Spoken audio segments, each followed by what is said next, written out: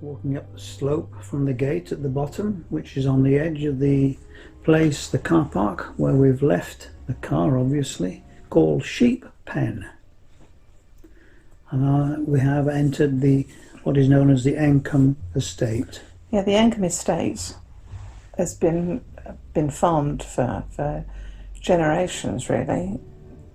It was given to the Abbess of Shaftesbury in 948, and it stayed in kind of royal protection until Henry VIII dissolved the monasteries, and at that time he gave it to Thomas Cromwell, but then he took it back again when Thomas Cromwell was not in favour. But it's I always think this field's a long field to walk up, really, before you actually get to the top. And see the estate in its beauty. Yeah.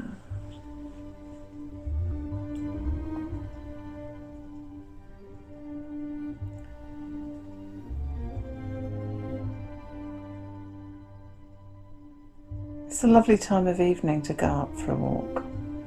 The light is always lovely, just before sunset.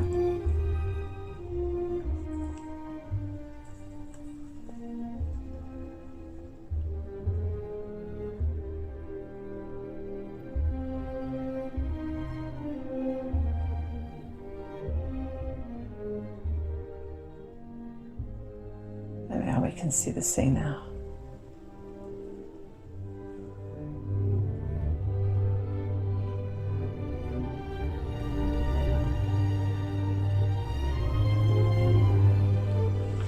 Well, this was January, wasn't it? It was. It was. And they'll be getting on for 4 o'clock in the afternoon, 4 p.m.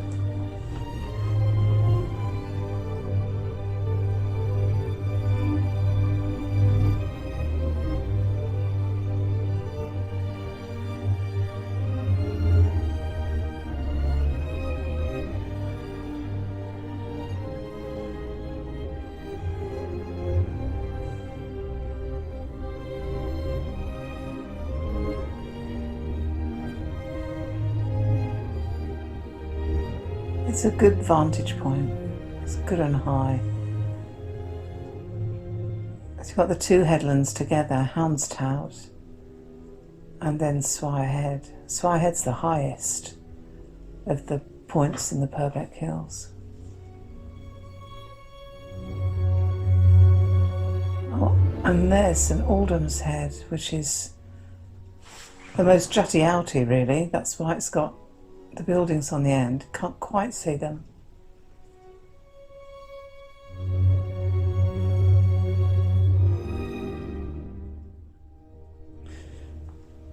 And down there is the Encombe Estate. That's the actual house, Encombe House, which was built in 1735, so it's quite old. Must take a lot of upkeep, I reckon.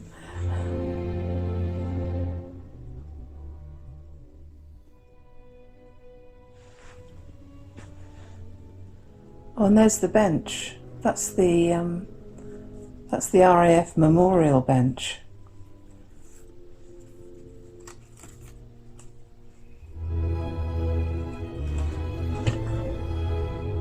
And there's the Coast Guard cottages, and just see St Aldham's Chapel. Can you just? Maybe you'll see it a bit better later on.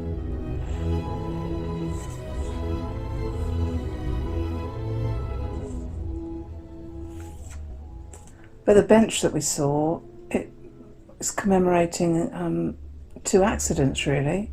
One was in 1938, and that was a torpedo training unit with a pilot, and the other one, it commemorates is 4 Canadian Air Force crew and the air ground crew. That was 22 passengers, that's quite a lot. But they did lots of training around. And then by the chapel there's a radar commemoration monument, because that's where radar was first developed, just off here, because they got wide expanses of sea, I suppose, and they could test everything. Oh, there's the house now. So it's beautiful. They used to have a church fete every year when when Tess and Sam were little, they had a fete, a summer fete, and we used to go down. So there you can see the Coast Guard cottages, and then right on the end you can just, oh no, there it is, in the middle you can see St Aldham's Chapel. It looks as though it's got a white frontage, but it hasn't. That's just a house. Yeah. And then on the end, the very end, the white one on the end is the Coast Watch station. It's a beacon, isn't it? It's one of two beacons on the south coast in Dorset. Yeah. The other one's at Abbotsbury, further along past Bridport. Yeah, they're to tell of the invasions. I think that, I mean, they were most recently used, I mean, apart from commemoration things like the Queen's anniversaries and stuff, special ones, in the Napoleonic Wars, I think, was the last time they were actively used for invasions. The brown patches there, what's just going out of sight to the left there, you think is thatch, and it's grown in squares, seems to be squares, and also edging of woods as well. Yeah. There it is again. There's another patch coming to view.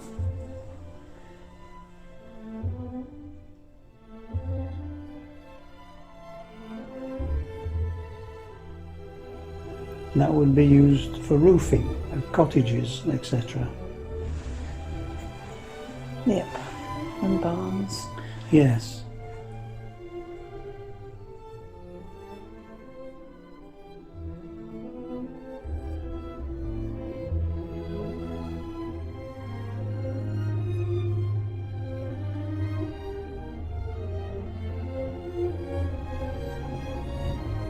So there we are, looking out to the, what would it be, out to the south? Towards Weymouth Bay, wouldn't it? Yeah, it is. The sun sets over there. Yeah. Lying on the sea there. Oh, so there was Portland, kind of a long, low triangle. And then we've got the other headlands. Looking west. Looking towards Kimmeridge. Yeah, to west.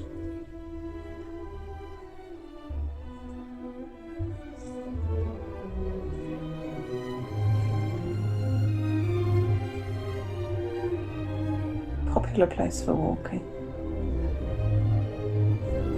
And it never really gets crowded, does it? Because, you know, people could spread out. So, yeah, it's lovely. And that's a tumulus, the mound, so it's an ancient burial place. I don't know that it's ever been excavated. There we are, looking out. Yeah, so there's Portland again. Portland, yes. And you can just see Kimmeridge Tower. You can just see it just going out towards the left of the screen. It's called Claver's Tower.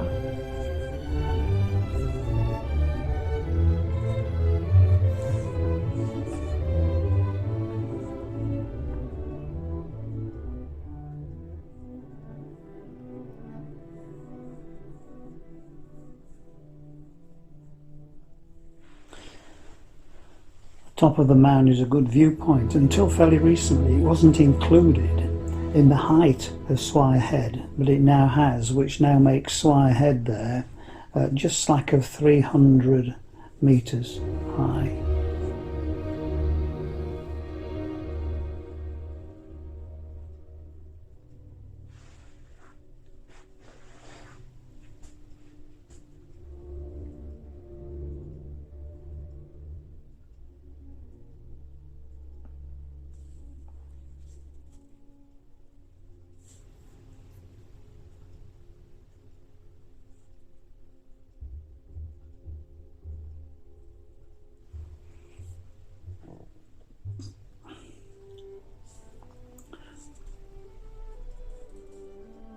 Portland in the distance. There's the tower again. The tower, that's it. It was built in 1830, but it was right on the cliff edge.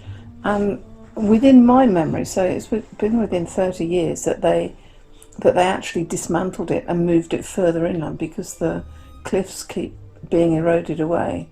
and they didn't want it to fall in the sea, so they moved it all back. And I think you can actually stay there. It's not National Trust, but it belongs to another sort of charitable organisation, and you can actually hire it and stay there, but I don't know what kind of facilities there are inside. I doubt whether it would have running water for a start, really. I don't know.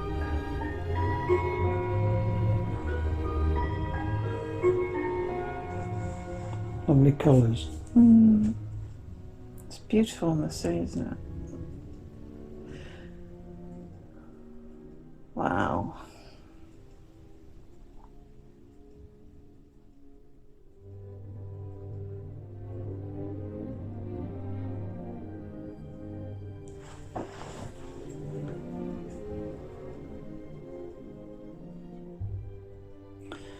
Commonly known as Weymouth Bay, and in July of 2020 it was the home for 2 or 3 furloughed liners, cruise liners.